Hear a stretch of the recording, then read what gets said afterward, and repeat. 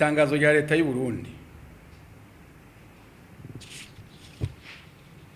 kwigenekezo rya 2025 ruhuhuma mu mwaka wa 2024 mu gihe cy'isaha 3:30 z'ijoro umugwi w'iterabwoba witwaje ibigwanisho Red Tabara warateye umuryango wari usanzwe uri mu kigandaro iburinga aho ni muri commune Gihanga mu ntara ya Bubanza.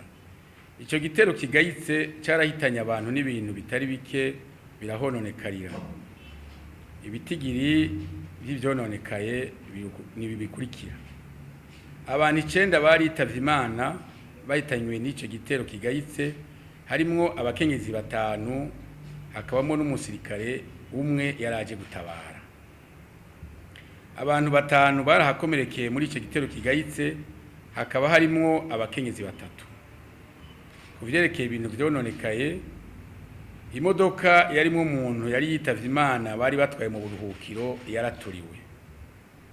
Hari n'imodoka imwe n'ipikipiki imwe zari zihagaze muri ico kibanza zaraturiwe. Ingoro y'umugambwe CNDD-FDD muri ako karere yarononywe.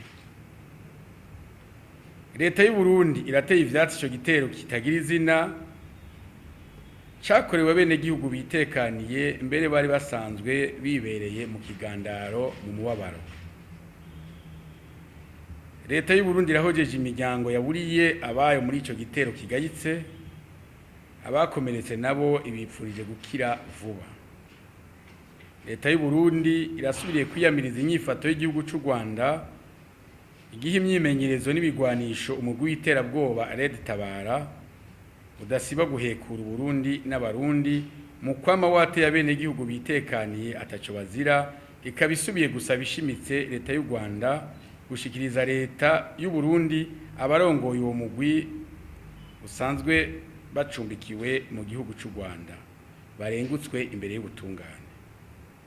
Leta y'u Burundi irongeye kwemeza kwibandanya gutsimbataza amahoro n'umutekano, ikabisaba amakomite y'umutekano kurushiriza kurikanura abene gihugu bagume bafatanye mu nda bagira urunani mu ntumbero yo gukinga no gutuza ibitero nk'ivyo atakindi babigamije atari ugushira Uburundi mu marira. Leta y'u Burundi isubiye gutera kamo abarundi bose kugira ngo bagire urunani mu kurwanya iterabwoba iryo ari ryo ryose no kumenyesha ababarongoye ico cyose coba kibateye amakenga. Ukubungabunga amahoro n'umutekano n'uruhara rw'umwe wese kandi ni igikorwa kigaragaza ugukunda igihugu.